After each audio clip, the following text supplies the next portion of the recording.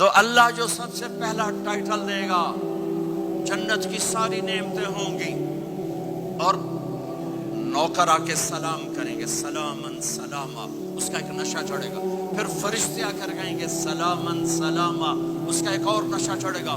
پھر ایک دم میرے رب کا عرش کھلے گا اور اللہ سامنے آ کر کہے گا سلام قولا من رب الرحیم، میرے بندے بندیوں تمہارا رب تمہیں سلام پیش کرتا ہے اور مرحبا بالصادقین، اور سچے بندوں کو ویلکم کرتا ہے۔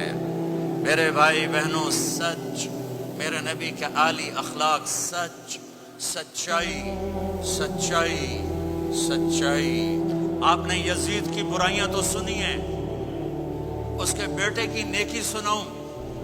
معاویہ بن یزید 22 سال کی عمر میں حکومت پہ بیٹھا، سارے دشمن زیر ہو چکے ہیں، صرف 40 دن حکومت کی، 3 بر اعظم کی حکومت، اور سارے خاندان کو اکٹھا کر کے کہا سنو، جس تخت کو ظلم پہ بچھایا گیا ہو اور جس تخت کے نیچے آل رسول کا خون ہو، جس تخت کے نیچے حسین کا خون ہو، میں اس پہ لعنت بھیجتا ہوں۔ یہ ہے تمہاری حکومت، جس کو مرضی دے دو۔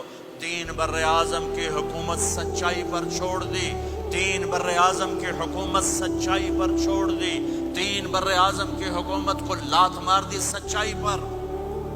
سچ بولو، سچ بولو، پیسہ بچانے کے لیے جھوٹ نہ بولو، ٹیکس بچانے کے لیے جھوٹ نہ بولو۔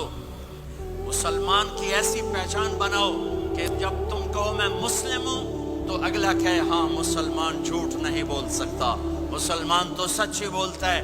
اپنے ایمان کو، اخلاق کو یہاں تک لے جاؤ کہ آپ اور سچ ایک ہو جاؤ، آپ اور سچائی ایک ہو جاؤ، آپ اور سچائی ایک ہو جاؤ۔ لیکن رونا دھونا یہ ہے کہ سارا جھوٹ امت میں آ کے پھنسا ہوا ہے۔ فرانس میں تھا ایک بڑا تاجر ہمارے گجرات کا، کہا جی فلانے بندے میرے 5 لاکھ یورو مار لیں۔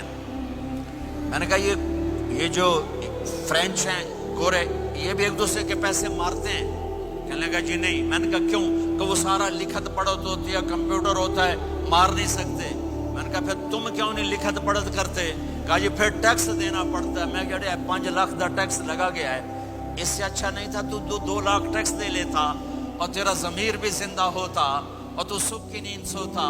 میرے بھائیوں، میں آپ سب سے کہتا ہوں، اپنی اولادوں کے لیے سچائی چھوڑ کے جاؤ، سچائی چھوڑ کے جاؤ، سچائی چھوڑ کے جاؤ۔ سچ ہماری پہچان ہے، سچ ہماری پہچان ہے، سچ ہماری پہچان ہے۔